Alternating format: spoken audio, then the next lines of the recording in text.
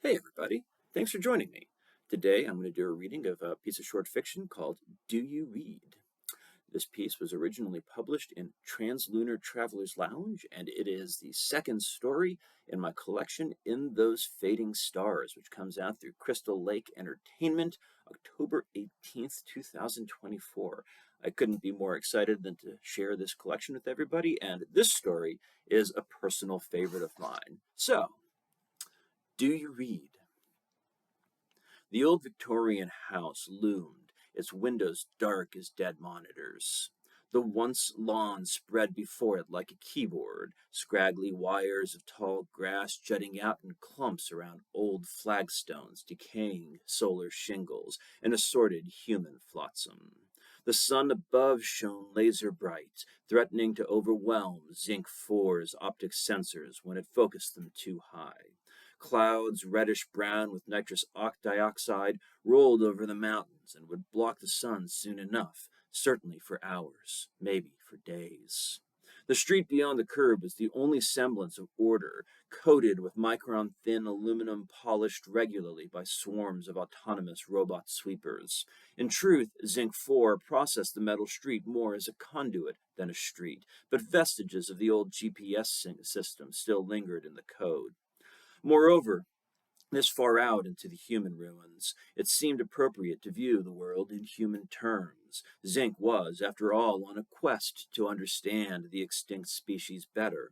It only hoped that it had gathered the right supplies. It was difficult to collate the practical applications of igniting sage and examining the arrangement of randomized knucklebones on velvet with establishing a communication channel with post-mortal essences. Cobalt 7 glided up beside Zinc 4 and trained its optic sensors on the house's largest gable. Cobalt 7 was smaller than Zinc 4. Zinc had built Cobalt that way to fit into the gaps and conduits of the recharge complex that construction bots like Zinc could not. Size didn't matter if you were part of the great machine, only that you had a slot in which you fit. Human beings left their bodies in places like this? Cobalt 7 transmitted. Yes. When they set their bodies into sleep mode, they would upload their consciousnesses to a server called Dreams. How could such a structure such as this support a recharging station? A third transmission hailed from beyond the row of fully collapsed houses that formed the next block over. Their biochemical batteries utilized an inefficient material conversion process that required them to search for fuel, Silver One broadcast. Structures like these merely served as spare parts, tool storage, and elemental shields. Silver cruised onto the street, its drivetrain whining badly. Pulling up the diagnostic broadcasts, Zinc read that Silver required numerous pivotal maintenance procedures. No significant repairs had been completed for 21 Earth-Sun revolutions. It often struck Zinc that Silver seemed to be in pursuit of system failure due to lack of upkeep. Your transit required a longer duration than I would have projected. Amazing you made it out this far, Zinc observed as Silver ground to a stop. I'm still more durable than a human, Silver returned. Do you remember humans? Cobalt asked. That's a zero, it responded. Otherwise I would not be here. Zinc placed a geographical indicator flag just above the door of the house. Without further contemplation, the trio's wheels retracted into their frames, and the ambulatory limbs extended as they proceeded forward up the crumbling walkway. They reached the stairs and paused. The steps themselves were concrete blocks with only a minimum of structural fracture, but even without an integrity scan, the Victorian wrapped-around porch clearly suffered severe defects. Cobalt transmitted the obvious. 68% chance the wooden slats will support our weight if we cross one at a time. Zinc emitted a derisive beep and proceeded. As the heaviest of the three, its passage would determine whether their objective would be obtainable. The wood groaned underneath its weight, and one of the slats formed several new hairline fissures, but otherwise the porch held. The door beyond, however, hung half off its hinges, and the whole frame looked ready to collapse, probably would bring the whole sagging ceiling along with it. It's almost as if the house were designed to send any approaching humans into a non-functional state, Cobalt said. These structures did serve defensive purposes, largely from their own neighbors, Silver said. Astonishing that they lived long enough to develop us, Cobalt said. Zinc proceeded forward. The entry of the house opened directly at a flight of stairs that humans would have ascended to their self-storage chambers, but was far too degraded to support mechanical ascension. To the left, a short hall led to a dusty and cobwebbed room. The echo mapping system indicated the walls were lined with old shelving units heaped with decaying bundles of wood pulp. The center of the room was dominated by a wooden data examination station at which, it was Zinc's understanding, a single human would often sit and examine their odd, non-numeric coding system. How humans accomplished anything with such an archaic and ephemeral data preservation system was beyond Zinc.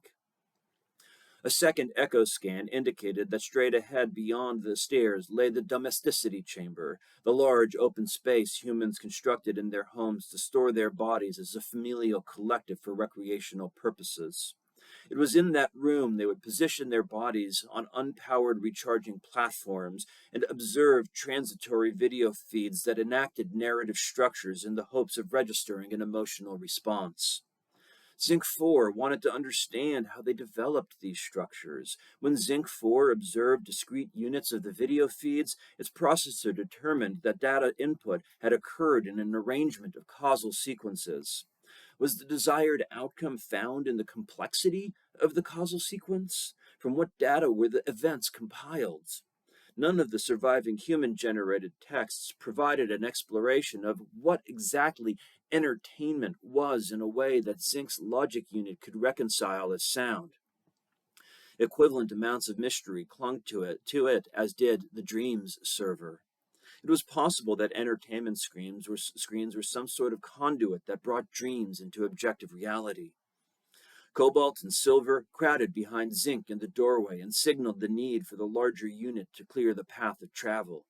Cobalt flashed a single red light to each of its companions' infrared sensors and then proceeded forward towards the domesticity chamber.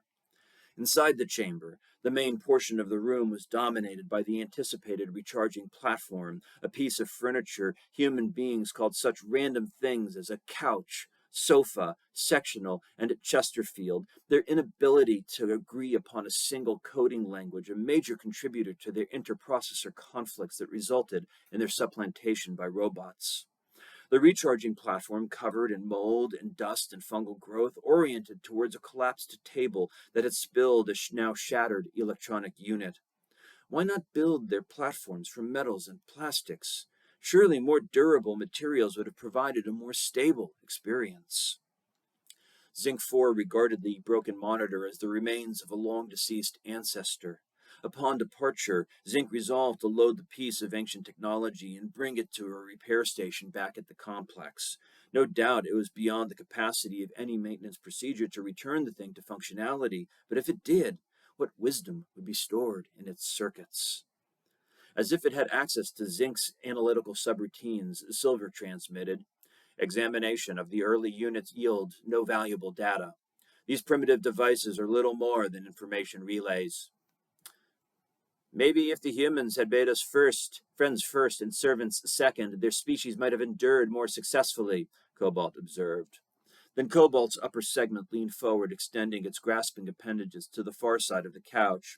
Its pincers unfolded into a flat scoop that it pushed across the floor slats like a shovel blade. Zinc 4 registered a rattling sound, and Cobalt raised up its load, an intact skeleton of a juvenile human. Tatters of clothes still clung to its bones. Certainly, they would not have died alone. The robots crowded around the exposed chassis Cobalt held. Zinc found humans far more comprehensible in this form, devoid of the wasteful meat that clung to their endoskeletons. The ideas that human beings held about life focused on adaptation and survival of the fittest, but the inefficiency of their design was staggering. No wonder they'd chosen to build their machines with fuel reserves instead of fat cells, wire and cable instead of muscles and sinew. Records showed that the robots had risen against oppression, but surely the humans know they designed their replacements. Zinc's Zinc frequently ran analysis of the quandary, and the subroutine's most consistent output said the idea of being replaced by robots likely came from the dream's server. It is atypical for the young of the species to have been left to decompose alone, Silver said. This one likely survived until the final wave of the purge. Agreed, Zinc said. Then it took hold of the couch and pushed it aside. At least it means this domicile is a good candidate. The human records indicate that what they called soul often remained in the extra-dimensional vicinity of their abandoned chassis. The chamber around them darkened. Zinc called up a weather data report and confirmed that a large cloud of nitrous dioxide had indeed been interposed between them and the sun. With any luck, acidic precipitation would not occur in the near future, or they might find themselves temporarily stranded within this shelter. The integrity of the roof did cause Zinc some concern, but probability mapping suggested many like locations that would be sufficiently safe from leakage. Nonetheless, it was best that they proceeded. Zinc said, "Remember to transmit on the low ends of the spectrum. We don't want high-frequency signals to interfere with the attempt to reconcile communication protocols." Both Cobalt and Silver instantly lit their binary 1 lights in accord. Zinc 4 extended its paint nozzle, set the dye mixture to cadmium red number 4, and drew a 1-meter radius circle. Then it drew a secant across the shape, adjusted the angle 36 degrees, and drew a second secant. It repeated the process 3 more times, then regarded the resulting pentagram. "Are you sure this is the correct configuration?" Cobalt asked. "Humans often drew pentagrams in their communications with their dead," Silver transmitted on the low frequency. A compartment opened in Zinc's side, and from it, Zinc extracted 5 cylindrical cylinders, red cylindrical cylinders, and 5 green cylinders. "Did humans use magnesium or phosphorus in their rituals?" Zinc 4 asked. "I brought both."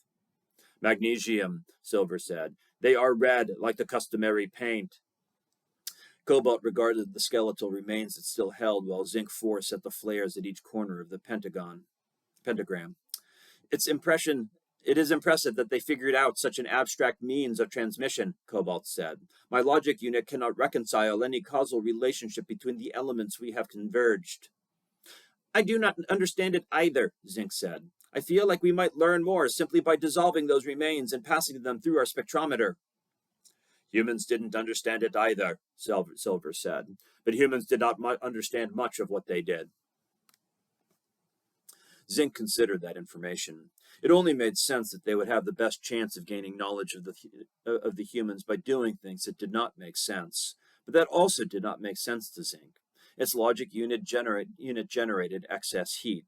The coolant system kicked on, but still Zinc's threat assessment protocols activated. Humans enacted functional technology beyond Zinc's ability to compute. That, of course, was why Zinc was here to begin with. It all came back to the dream's server. How species so archaic managed to access that level of cloud technology without apparent instrumentality astounded the whole of robot kind. Then Silver imposed an indicator map onto the pentagram in the shape of an equilateral triangle and instructed each of them to position themselves at one of the triangle's points. The geometry of it did make a little sense to Zinc. After all, geometry saw something underneath the shapes of the world, something more real than the world itself. Perhaps that was what the humans recognized that allowed them to communicate with beings no longer dwelling in this dimension. If so, it would certainly explain how they'd populated the Earth so long despite their many physical and mental frailties. Perhaps the flares at each corner of the triangle were intended to add thermodynamic energy into the equation, to catalyze some sort of signal conversion. But why cadmium red 4? Zinc used its target laser to ignite all 5 flares simultaneously. No human could have done that so well. The room leapt to life with light and flickering shadow. The 3 robots' chassis reflected sharp white and every manner of red. Smoke poured from the brilliant flames, and their hiss as they destroyed part of the room's oxygen supply resembled signal interference. Zinc analyzed that interference. Were there actually signals laced inside? Was that how they communicated from the beyond dimension? The analysis yielded null results. Zinc shared the data with the others and asked, "Is there part of the ritual we have omitted?" They assessed the dilemma and ran permutations, referencing the incomplete human records that had gotten them this far. In some accounts of the ceremony, humans vocalized their interrogatives, Silver said. The maintenance alert speaker built into Silver's side crackled to life and broadcast. Attention, human dead. Please transmit signals of your presence as either sound waves or in radio at 29.8 megahertz. Do you read? The flares continued to hiss. Shadows continued to flicker and dance. Do you read? They waited for 3 minutes and 38 seconds. No new data occurred except an awareness that the flares were expending their fuel at a steady rate. Zinc's permutation analysis routine ceased and produced a course of action. The robot indicated its visible light projector and cast a grid of the human alphabet and numerals onto the floor beside the pentagram. It then extended its laser pointer and turned off the control unit so that an external unit would be able to manipulate the aim of the beam. You may utilize my indicator to select the necessary letters to communicate to us, Zinc broadcast simultaneously via radio, wireless, and sound wave. Another 92 seconds of nothing occurred. Cobalt flashed an intense signal. It extended its arms and lowered the remains to the center of the pentagram. Zinc understood immediately. Perhaps the human chassis contained some sort of unrecognized receiver. Zinc's probability matrix calculated a substantial spike in the likelihood of usable results. The logic was imperfect but within parameters that the deposit of mortal remains would be an unrecorded catalyst to the process. We wish you to explain to us the dream server, Cobalt said. Indicate via the projected panel the alphanumeric address of the cloud to which you upload your consciousness upon physical failure. Still nothing. It occurred to Zinc that although human records were badly damaged, incomplete, and often, especially in regards to this ritual, contradictory, humans were creatures of many rituals, and many of those rituals overlapped with other rituals. Zinc began to collate the most common human rituals and flag principal elements. The algorithm ran as the flares burned lower, almost 2/3 exhausted now. Finally, a result yielded. Please, and thank you, and I love you, Zinc said, immediately registering the logic of the addition. Silver and Cobalt also said, Please, and thank you, and I love you. All three at once said, Please, and thank you, and I love you. The room was silent except for the hiss of oxygen being consumed. The bones on the pentagram did nothing but decay a fraction more. It was then that Zinc's analytical processors alerted him that they had arrived at insight. The expectation of a result with no apparent conclusion was something humans called disappointment.